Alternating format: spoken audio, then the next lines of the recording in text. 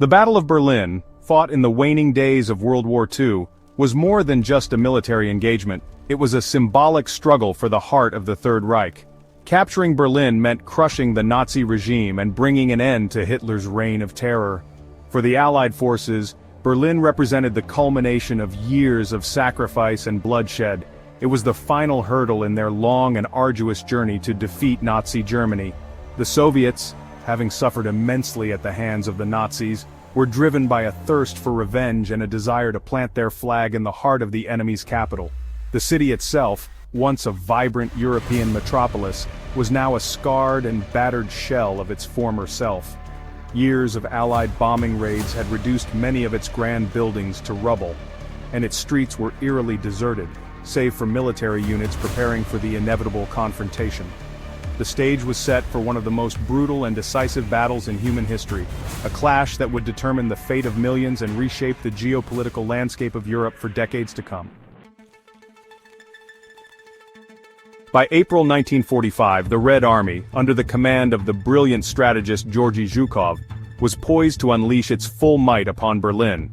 Having pushed the Wehrmacht back across the Eastern Front, the Soviets were now within striking distance of the German capital. Ahead of them lay the final obstacle, the Seelow Heights.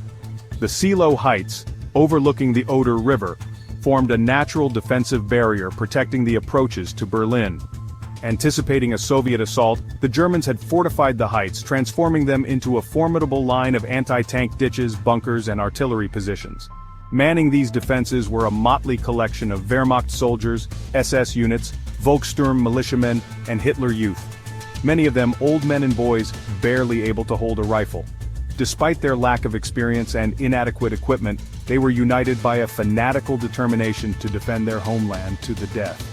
The Soviets, aware that the Seelow Heights represented a significant obstacle, amassed a massive force of over 2.5 million men, 6,250 tanks, and 40,000 artillery pieces for the offensive. It was to be one of the largest concentrations of military power ever assembled. As the Red Army unleashed its fury on the Seelow Heights, the citizens of Berlin braced themselves for the inevitable. For weeks they had been bombarded with propaganda, urging them to fight to the last man against the Bolshevik hordes. Food and supplies were running low, and the constant Allied air raids had turned the city into a labyrinth of rubble-strewn streets and shattered buildings. Thousands huddled in cellars and makeshift bomb shelters, seeking refuge from the relentless bombardment. Amidst the chaos and despair, there were still flickers of resistance. Fanatical SS units patrolled the streets, executing suspected deserters and rounding up anyone deemed unfit for combat. Hitler, holed up in his underground bunker, remained convinced that Germany could still achieve victory, clinging to delusional hopes of a miracle weapon that would turn the tide of war. However, the reality on the ground was far bleaker. The once vaunted Wehrmacht, decimated by years of relentless warfare, was a shadow of its former self. With each passing hour, the net around Berlin tightened, and the sound of Soviet artillery grew louder. Section 4: Zhukov's Iron Fist and Konev's Southern Advance. The battle for the Seelow Heights raged for 4 grueling days and nights. Soviet artillery pounded German positions, turning the battlefield into a maelstrom of fire and steel.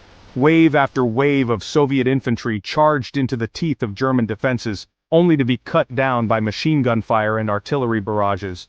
Despite suffering heavy losses, the Soviets fought with relentless determination, driven by a combination of patriotism, vengeance, and the promise of victory. Finally, on April 19, 1945, the German defenses crumbled, and Zhukov's forces broke through, paving the way for the final assault on Berlin. Meanwhile, to the south, Marshal Ivan Konev's First Ukrainian Front was also making rapid progress, advancing towards Berlin from the southeast. Hitler, enraged by Konev's advance, viewed it as a betrayal by his most trusted commander, and ordered a counterattack that ultimately failed. With the fall of the Seelow Heights and Konev's continued advance, the fate of Berlin was sealed.